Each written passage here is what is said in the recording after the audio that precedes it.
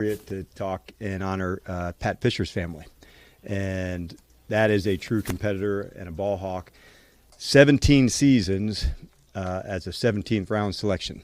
So I thought if you ever want to talk about competing and what it would probably look like, pretty amazing career. But all that said, I'm excited to be back at it with the guys today. I'm glad to get rocking with you guys and get started.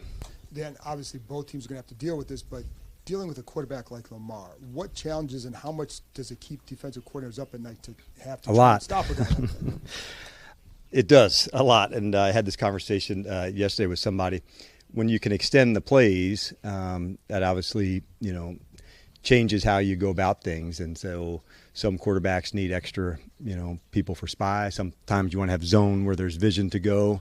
And it's the second play usually that can be the most challenging. A first play may begin as a pass, and then as the second one begins, outside the pocket. And he has just had remarkable, success, with his arm and with his legs. And so, yeah, he is absolutely a threat. And then with Jaden, how much have you seen just from the reverse, seeing teams to have to deal with him and just the hesitation that he causes and the big plays that result because of that? Yeah, it's both things. I was pleased to see with Terry specifically on the deep ball that we had to him and remaining a passer, staying alive, and then absolutely throwing a dime on the run. Like that is, to me, like when the whole thing comes together. Because I think early in the season, John, that may have been one where he got outside the pocket and made somebody miss and gained some yards, but not 55 of them. So that kind of opens up in what we were looking for, and we had talked about it early in the season. So he's gaining that, and after, the first quarter or so of the season, where's the, things that we're finding our way about, and that's one of them. On that play, specifically the long one to Terry, that's something that you drill, like a broken play? And yes. Go through, how do you practice, like, this play is broken, let's make something up? Yeah, the best way is sometimes you may have a play twice in practice, and you don't want to let the offense, other players know that this might, be something to go, because then you can kind of, half-ass it on the first part of it to go. So it's way more authentic to get outside on this one and now going to convert and go that. But the guys do work hard at that, and it takes work, but the best of the best can do that when those kind of explosive plays come. So, but best to not say it to anybody other than the quarterback. How do you stop a guy like Derrick Henry? Like, how do you even prepare your guys to stop somebody like that? Well, I think first off, you better have a really good tackling plan, and that's, what, part of his success through the years. Not only like sometimes you see a big back Nicky and you just think he's just going to run people over, and he has that part of his game, but he can also stiff arm. We've seen that. And he also has like a really good jab step. So when you're thinking, hey, I'm going to go take my shot on him, he puts a foot in the ground to make you miss. And so that's, to me, what makes, part of his superpower, the ability to have all three ways to stiff arm you, lower his shoulder, and then make you miss. Most, not all the time, but a lot of times the big guys may have, I'm going to run you over, stiff arm, and just play that powerful style.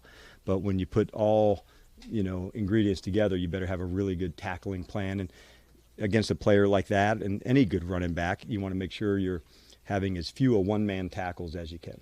I mean, the stiff arm, like you said, as few one-man tackles as you can. Is that part of the strategy in defending him, is to avoid that stiff arm that he has? Yeah, you have to work that technique just like any other, where you have to break a stiff arm down before you enter into the tackle. And but that is one of the things that he does, really well. Is so like going through the scout teams and going through the week and evaluating tape and how do you drill it? Is it the same as playing him live? Like, hell no. Like, there's no one that we have on our team that can simulate him for practice. Yeah, we could. So nobody. But to put it very bluntly, but you can work the technique, and that's what you have to do. Do you consider Washington and Baltimore rivals? For me, first, kind of getting here and getting started, I didn't naturally think of that coming in because of the division and the history of what the NFC East, has been so much with the teams that way. So that was probably the first thing I thought with rivalries with Washington of the NFC East. I think there's always a connection when cities are, closer by, but the fact that we're not in the same division and the same conference, for me, my first, time playing Baltimore as a Commander, my first thought was the East first. Is that something that like you talk to the guys, or you feel like there's any extra energy in the building, or is it like it's? I think it's awesome for the normal? fans, but not for the team. It's honestly just, it's not something that we play. You play them every 4 years, so it's not like every season, twice a year, where you just know each other so well. So I think it's really cool for the fans. It's close by, and but past that, for us, it's right back to it again. Good afternoon, Coach. Good afternoon. Road game to Baltimore obviously isn't that far down the road for you guys, and until December, you guys actually don't travel even further than New Jersey. Is there a tangible advantage to that fact in the schedule? I think there's, looking on it now, it was unusual, and I don't know how many road games I got to go on a bus, to the game. So that's a pretty good gig. We're not, flying from Dulles over to BWI. So going into that and having your time zones into the same spot for a while, I don't know if it's like an advantage, but it's certainly not a disadvantage. When you go on the road and coming back and getting your body clock back into order, that's a big deal. But it helps you on the next week. Sometimes those late nights, 1 a.m., 2 a.m. arrivals, make it more challenging. And then looking at the Ravens defense, myself coming into it, thought that they blitzed more than they actually do, and said they ought to use kind of a mixture of different four-man rushes and down linemen. How much of a challenge does that present a young quarterback like Jaden?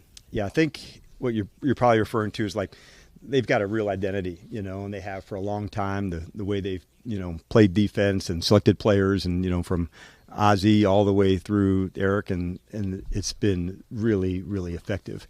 What's happened more, through the last few years is probably more, you're seeing simulated pressures where sometimes it's four-man rush, looks like a blitz, and Baltimore and others, and ourselves included, incorporate some of that to show a blitz, but then play a coverage behind it. And I think as good as the offenses are, you're trying to find every advantage you can. But one thing that's been sure, Zach, he's on it, and as a first-time coordinator to, just there's a real standard about how they play defense. And not only has he upheld that, he lived it, so there's different, understanding of that, I would think from his point of view. So much this week is going to get made about Lamar and Jaden. What, if any, are the kind of similarities you see in the two quarterbacks in this one? I would say, if I had to pick one, that both of these two are elite competitors, like at the highest level.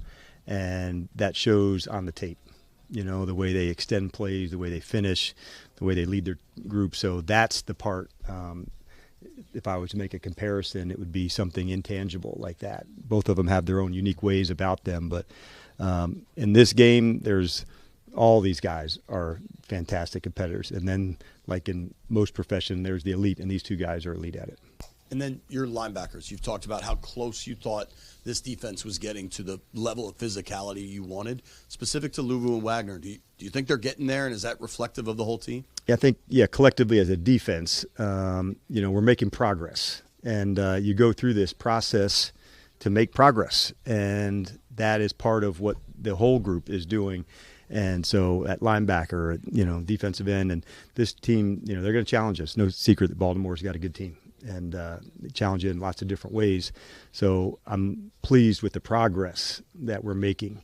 We're not, getting the ball and turning it over at the rate that we need to yet, but we're making progress. We're tackling better. I felt our speed more, and those are things that may not show up on the stat sheet, but for damn sure I know what that looks like, and I felt more of that.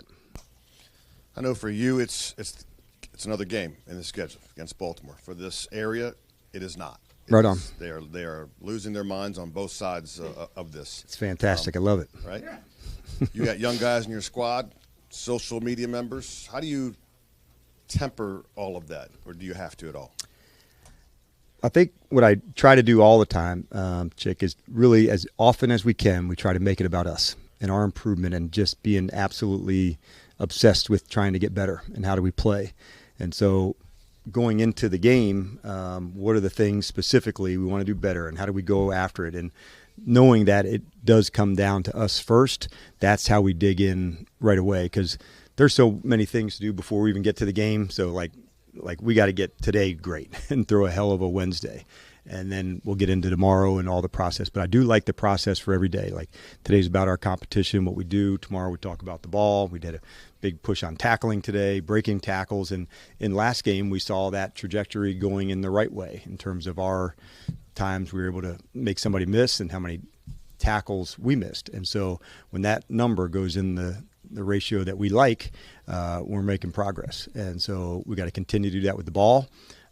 So to be in the minus, for a game is not what we're looking for. So we got plenty of work to do, and but we just try to make it about this time. How do we get better? And then we'll take it into the next. And then by the time we get to the game day, man, we will absolutely let it rip, and it's going to be an awesome environment. But much to do before we get into that environment. So a lot of work to do before it's go time.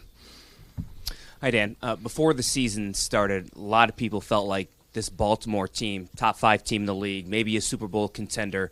And with the way your team has started this season, do you view this game almost like a measuring stick game for your team? No, we don't talk in that terms of measuring stick. Like, honestly, just you've heard us say, like, there's so many things for us to attack and get better at. So we're not, trying to use this game as a measuring stick. Like, hey, it's no secret. Baltimore's a really good football team, but we're not using it as a measuring stick of where we're at. Like, every time we go, like, we're here to get down and like go for it. And so it has no bearing on a measuring stick or any of that. We know how good they are, and like we're ready to go fight too. So yeah, but not a measuring stick game for us. Nationally, locally, they're billing us as a Jaden versus Lamar. If there was a marquee at that stadium, it'd probably be a Jaden picture and a Lamar picture. Do you want Jaden to kind of embrace that storyline in a sense? Yeah, they're not playing against each other. Both of them would be great cornerbacks. There's no question about it. But, like, they're not playing against each other. Both of them are fantastic players and cause all sorts of problems for defensive coaches. But both of them would probably tell you they got to control what they can, and how well they can play and going to do that. So I respect the storyline for you. But at the end of it, man, like, he's got to absolutely, do his thing and playing the position. And that's what's really cool for us to see, the development at the position. Sometimes that doesn't show up on just a throw. It's checking into, a play against a blitz. It's, checking into a third down play on a screen to Austin to, convert. It's using your legs. And so playing the position and throwing it well, doing all that, like, that's where, the focus is for him. And I know he has great regard for Lamar, like a lot of us do. But, they're not playing against each other. And so they're playing, their groups against, their respective defenses. But they would both be good corners, I would say that. For sure. Dan, more generally about Baltimore, as somebody who's been in this for a while, what impresses you about their organization and their ability to kind of year in, year out stay the same, be the same even when the personnel changes? Yeah, that is it. And, like, the consistency sometimes doesn't sound like a sexy word, but it's really important, because they've shown remarkable consistency, as an organization. And so seeing how they do their business and how they do things, and they just always seem to be a team that's tough. They got a real identity about them and the way they play and compete. So, yeah, we've got a lot of regard for them as far as standards go. And like when we're talking about our own identity, I said it wasn't formed over 2 or 3 weeks. And so for these guys, you're talking about years. And it's really impressive to see from a coach on the other side of it. Dan, you were asked before about the similarities between Jaden and Lamar. You might be sick of that question by now, but I'm curious from a technical standpoint how they might be different from what you've seen. Could you go a little further, like technically? Comparisons about both being dynamic quarterbacks. What do you feel like they both do differently from one another from what you've seen so far? Well, I would say, okay, yeah, that part's super easy to go. I would say the second play to begin for both of them, when they can get outside the pocket on a drop back pass, that to me, both of them have like incredible traits to do that. So the same 50-yard pass that we saw from Jaden to Terry, we've seen that. Both of them had the same long runs in that same space. So is the coverage staying back? Are they coming up? Both of them can process, things really quickly to get in the right play into the right spot. Offensive, they're both different, in the systems that they're in. But I thought both teams, really feature them on the things that they do best. And I think that's the name of the game. And so adding every year different weapons and how they feature guys into it, we got a lot of regard for them. You talked about Lamar and Derrick Henry individually, but when you have to go against both of them, just in your career of game planning versus offenses, I mean, how many times have you had to face such a dynamic threat, and how do you prepare for that? Yeah, it's for sure like a legit threat, and sometimes you may see it at two receivers, and sometimes it's this tight end and other players. And so when you have multiple players, and by the way, they got like some really good tight ends and Zay and some other guys as well. So like it's not a two-man show, and so you have to be really disciplined in the calls and have your eyes on the people to go. And even when you do that, it's still hard. So games like this comes down to tackling, ball hawking, and playing your style really well. Because if you just focus on one person, like all in the run game, like they'll rip you throwing it too. So you have to be really disciplined in your approach. But that's kind of part of the fun of being in the NFL, man. Like every week, how to go win the game may change. It may change some in the game. And I think the best of the best teams are able to adjust and do that.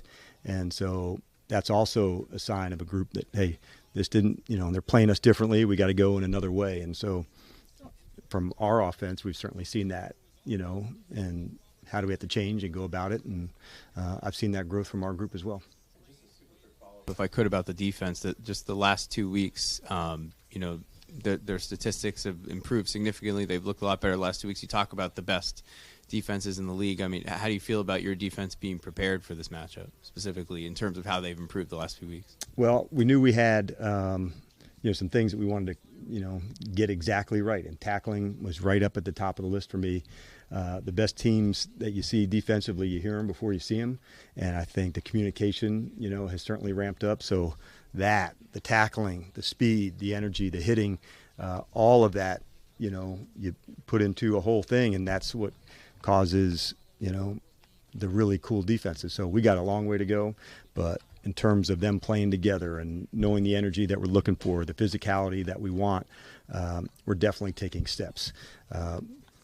We're just getting warmed up, and we got a lot of work to do. But the energy, the toughness, their connection together, like those are real traits that are happening. All right, thank you, everybody. Have a good one.